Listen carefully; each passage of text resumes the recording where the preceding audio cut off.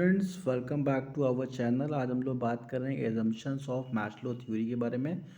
तो assumption start करने से पहले मैं आपको बता दूं, अगर आपने मैस्लो थ्योरी नहीं पढ़ा है अभी तो पहले आप उसको मैस्लो थ्योरी का पढ़ लीजिए। हमारे आप बिजनेस स्टडीज़ के प्लेलिस्ट में जाएंगे तो उसमें आपको मैस्लो थ्योरी मिल जाएगा।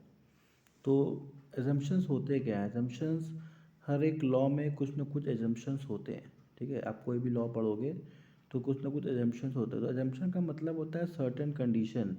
जब वो लॉ बनाया जाता है तो सर्टेन कंडीशन को फिक्स करके बनाया जाता है कि हाँ ये चीज़ें तो होंगी, कुछ चीज़ें मान ली जाती हैं, उसी को हम एजम्पशन कहते हैं। यहाँ पे क्या होता है, कुछ चीज़ें आप मान लेते हैं, कुछ कंडीशंस को मान लेते हैं और उसी बेसिस पे, उसी मान्यता पे आप उस पर्टिकुलर एजम्पशन को, मतलब अपने उस पर्टिकुलर जो चीज़ आप मानते हैं उस पर्टिकुलर थ्योरी पे अपना एक लॉ बनाते हैं।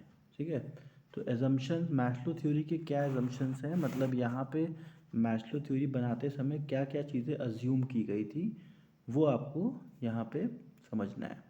तो पहला है hierarchy of needs. Maslow theory assumes a hierarchical structure of need, suggesting that individual progress from lower level needs to higher level needs. This implies a sequential and the linear path in the human motivation. तो जब Maslow theory बनाई जा रही थी तो ये मान लिया गया था कि जो लोअर लेवल नीड्स हैं वहाँ से लोगों की नीड स्टार्ट होती है और वो हायर लेवल नीड्स तक जाती है। ठीक है, तो ये अज्यूम करके ही मैस्लो थ्योरी का ये पिरामिड बनाया गया था।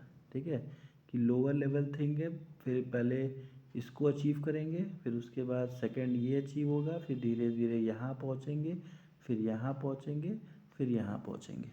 ठीक है, तो मैस्लो थ्योरी में ये चीज़ें अज्यूम कर ली गई थी।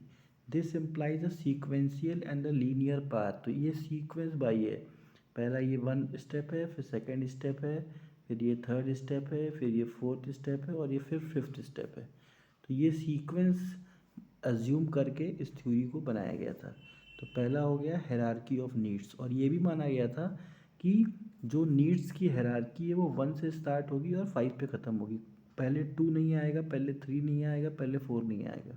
ठीक है, ये माना गया था पहले 1 आएगा, फिर उसके बाद सेकंड आएगा, फिर थर्ड आएगा, फोर्थ आएगा, फिफ्थ आएगा। ठीक है, तो ये सब चीज़ें मान के ये मैस्लो थ्योरी को डेवलप किया गया था।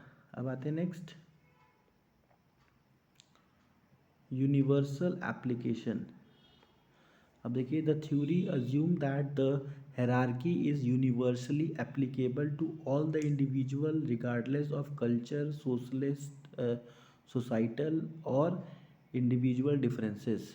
तो ये भी मान लिया गया था कि ये जो थ्योरी है ये अज्यूम कर लिया गया था कि यूनिवर्सली एप्लीकेबल है, कि हर एक जगह पे इसको हम एप्लीकेबल कर सकते हैं, चाहे कोई भी कंट्री हो, कोई भी कल्चर हो, कोई भी इंडिविजुअल हो, तो वहाँ पे इसको हम लोग अप्लाई कर सकते हैं।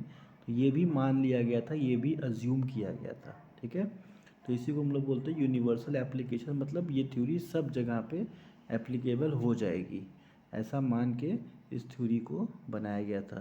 तो एग्ज़ाम में आप ज़रूर लिखिएगा, all individual regardless of culture, societal and individual differences. मतलब ये सब डिफरेंसेस होने के बावजूद भी ये थ्योरी सब जगह पे काम करेगी। अब आते हैं next point number third, motivation source. अब मोटिवेशन सोर्स में क्या है, Maslow poses that the fulfillment of the needs in the primary motivator for the human behavior.